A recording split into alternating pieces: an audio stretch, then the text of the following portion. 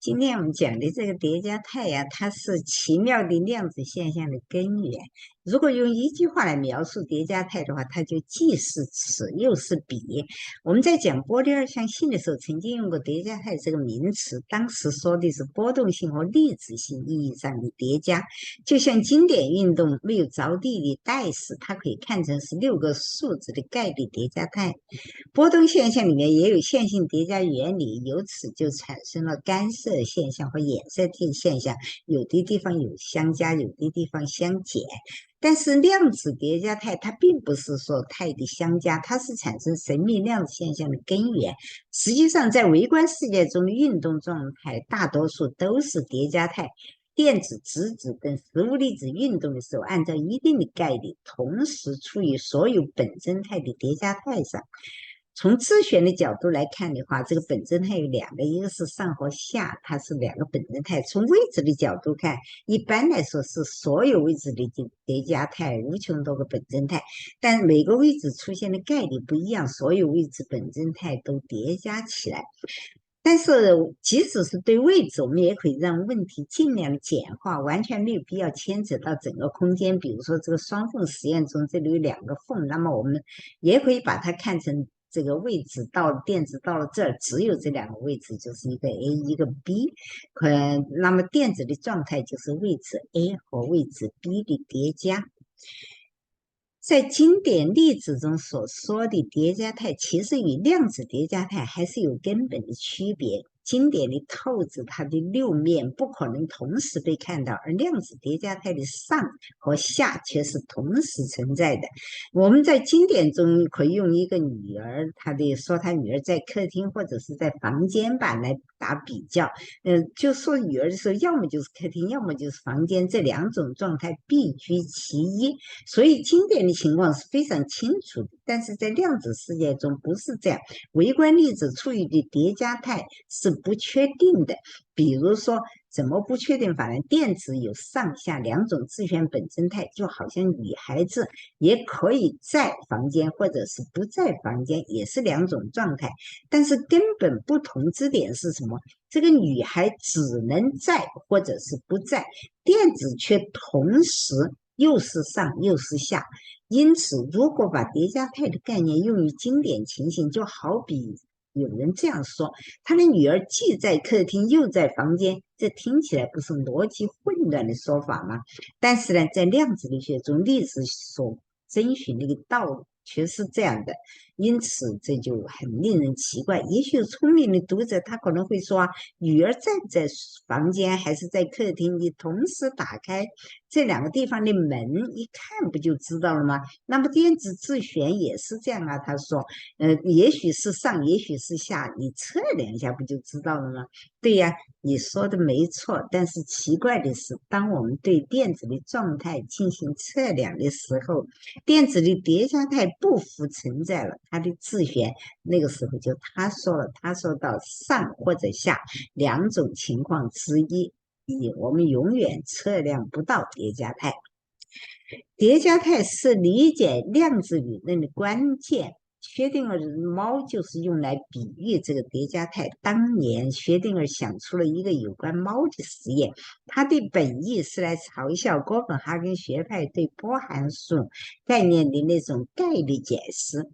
他的实验是这样描述的哈，就是把一只猫放到一个封闭的盒子里面，盒子里面有一个放射性控制着的原子核装置和一个毒气设施。设想这个原子核50%的可能性会发生衰变，衰变的时候它发出一个粒子来，这个时候这个粒子会触发这个毒气设施，那个毒气一出来就把这个猫就杀死了。但是根据这个量子力学的原理的话，没有进行观察的时候，这个原子核是处于已经衰变和没有衰变的叠加态中，因此这只可怜的猫也应该处于死和活的叠加态，那么就变得非死非活，又死又活的不确定状态，一直到有人打开盒子观察它，才知道这个猫到底是死还是活。实验中的猫可以类比于微观世界中的电子或者是原子，电子可以同时处于两种状态的叠加，或者是上或者是下。如果把叠加态的概念用于猫的话，那就是说处于叠加态的猫是半死不活，又死又活的，这种就使人难以理解。但是这个薛定谔的猫，不管怎么样，猫是一个宏观的生物体，实际上把它拿来作为跟这个电子微观世界中的电子的那个量子现象来比较，未必见得是一个合适的比喻。但是这个薛定谔发明的这个听起来有点荒谬的思想实验，却是极具物理意义，也启发人们的哲学思考。现实中的猫不可能是又死又活，但是微观电子的行为好像看起来就是如此。因此，这个假想实验使得薛定谔站到了自己奠基的量子理论的对立面上。因此，有人就这么调侃的说，薛定谔原来不懂薛定谔方程。也许读者会觉得很难理解这个薛定谔猫，当然也很难理解它所表征的叠加态，然后还有其他我们讲过的还没有讲过的，听起来都非常神秘的量子现象。但是为了这个加深大家理解啊，下面我们总结几个要点如下，其中许多难点的地方以后还要更加详细的讨论。比如说，我们会总结一下量子测量是怎么回事，这不确定本质，还有布洛克球面等等，以后都会再讲。量子理论认为，如果没有揭开盖子观察的话，那个薛定谔猫是死与活的叠加。那么这个观察呢，它的叠加又这个他说了，所以微观测量到底是怎么一回事呢？如何不同于经典测量？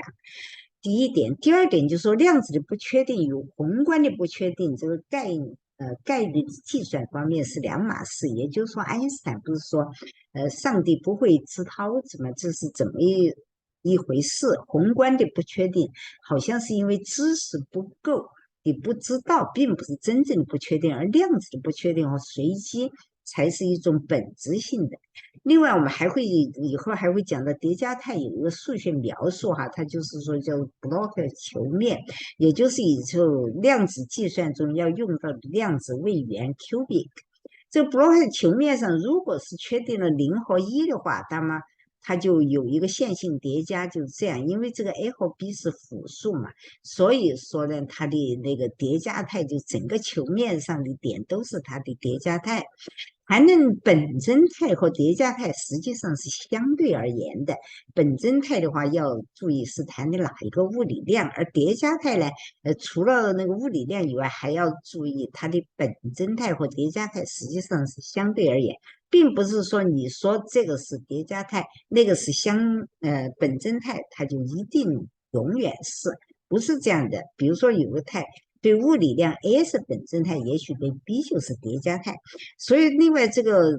还要看它基底的选取，我们那个基底是选择到0和1是这样值的这个，但是实际上上面的任何一个直径都可以选成基底。所以在学习量子现象的时候，人们往往会试图寻找一个经典对应物，但是量子现象之所以奇妙，正因为它没有经典对应物，它是微观特有的，所以说我们就是建议大家最好不要把量子里面的现象套到某个宏观存在的模型上去理解。